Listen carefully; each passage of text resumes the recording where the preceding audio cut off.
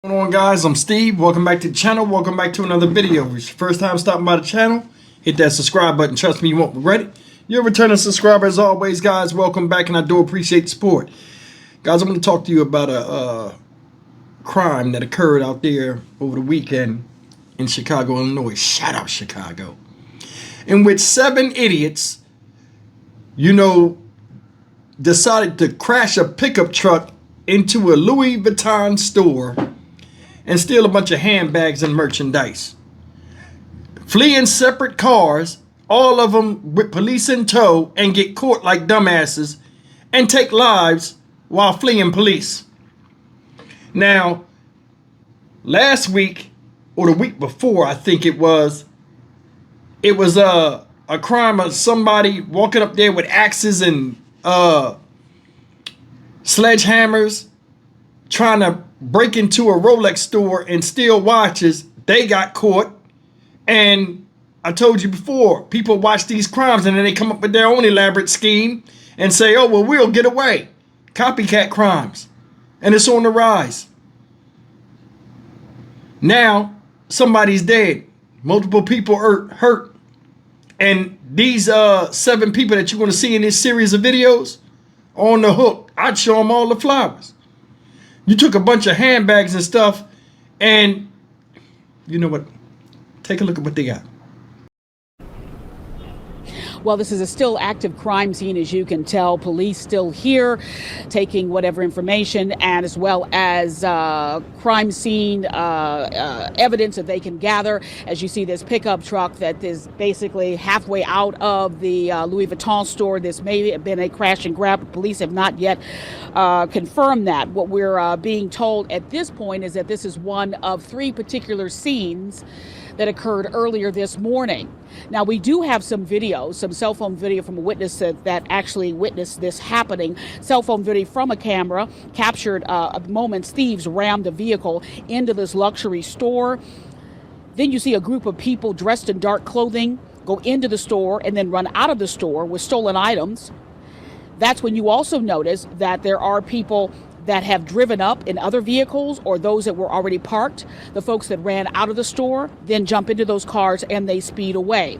Now, as I mentioned before, it is still unclear if these particular scenes, this one here in Walton and Michigan, the one in Ohio and Michigan, and then another scene down on southbound Lakeshore Drive near Roosevelt, if they are in any way all connected. Police have not confirmed that, but we do still have 3 particular scenes. What we know is that this appears to be a crash and grab that kind of started all of this, and then I guess basically appears to have migrated south on Michigan Avenue, but we're still waiting to get more information on that. Let us throw it to Diane in traffic just to get some more information there. Diane, what do you know right now? And that's exactly what we've been trying to piece together, Evelyn, is if these scenes are all connected. So I'm just going to break down what this second scene looks like. So Evelyn is at the first scene. Then we've got the second scene at Michigan and Ohio. Let's go to some video that we got for you earlier this morning from our photographer, Dave.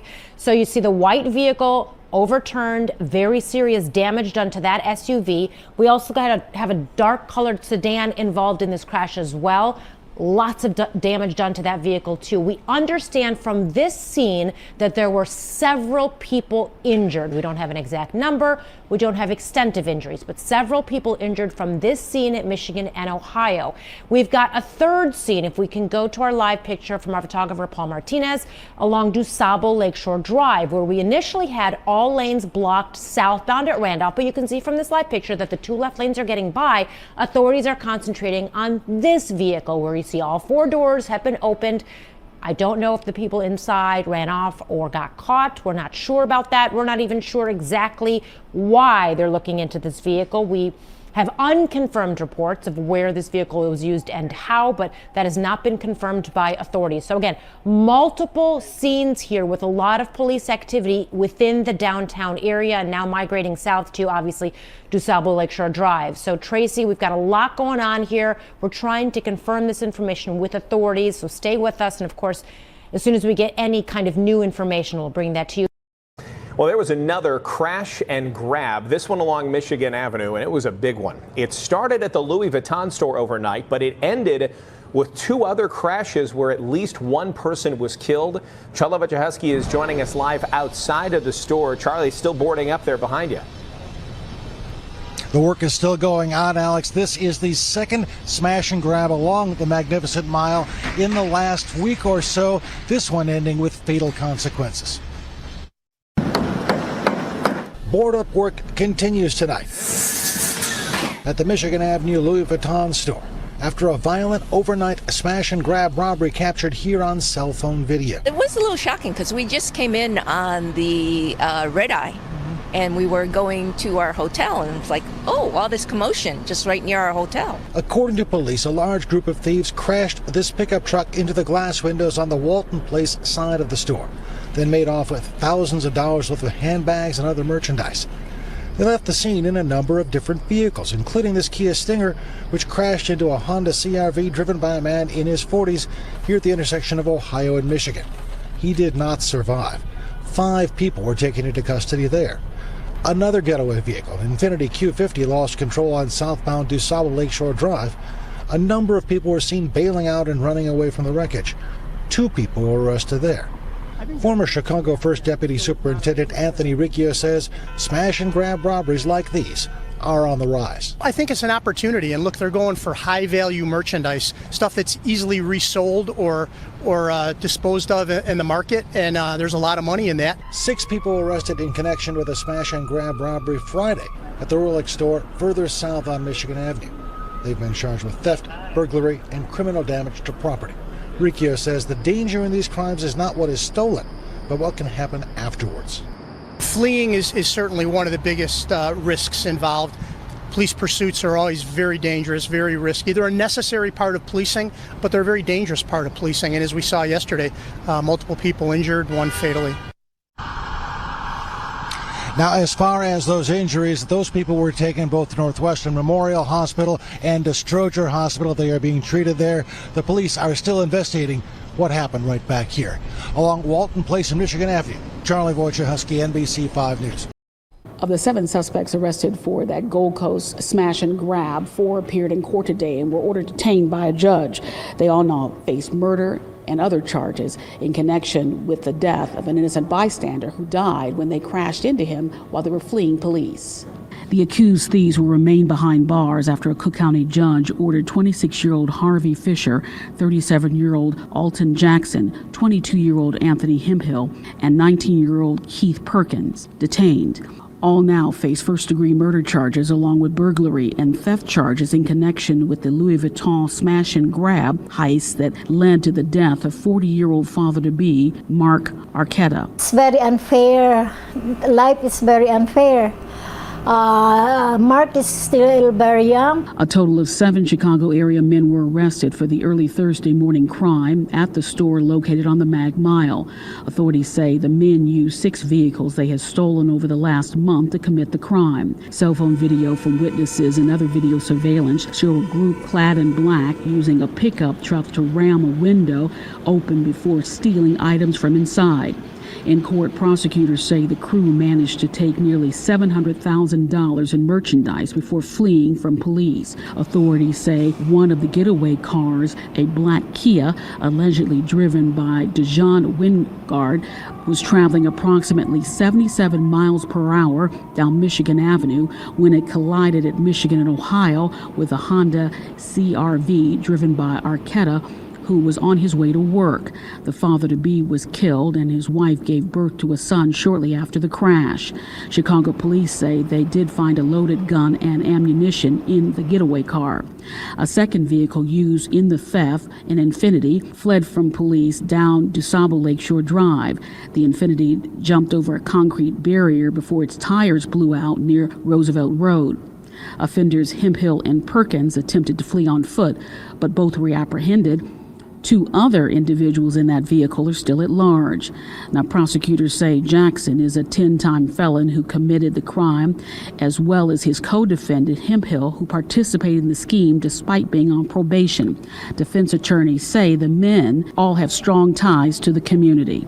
The hearing appeared to be too much for one of the suspect's pregnant girlfriends. She was rushed to an area hospital after suffering a medical emergency.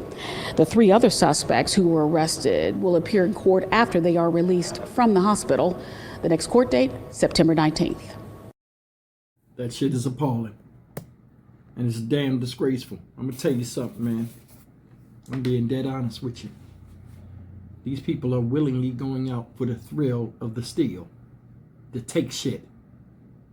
You've seen, I'm more than sure, these 7 assholes, at least one of them, saw on the news that somebody went in that upscale area where they have luxury stores and seen that story about them guys with the Rolex watches and how they didn't get away and thought, we can do it better. Let's hit the Louis V store.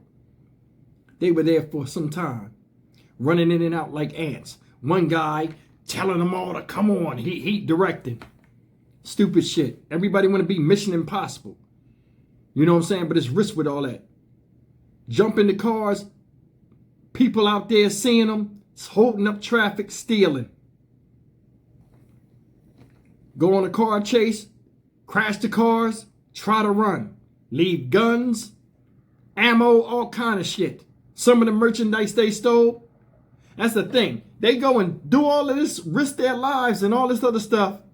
Steal, crash cars, hurt other people, kill some. And at the end, when the police are on their ass, they just want to get away. They ain't worrying about the stuff they stole then. It don't have no value then. They just want to run away to live to steal another day. That shit is bullshit. It's a popular thing now to do brazen crimes in public, whether it's night or day. I would gun they stupid asses down. Soon as you catch them and you verify it's them and you on that ass, soon as they get out, light they fucking asses up. Something got to be done about this shit. Enough is a fucking enough.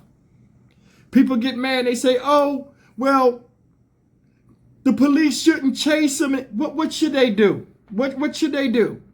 They stealing tens of thousands, sometimes hundreds of thousands of dollars of merchandise. And they shouldn't do anything. Oh, we'll just catch them next time.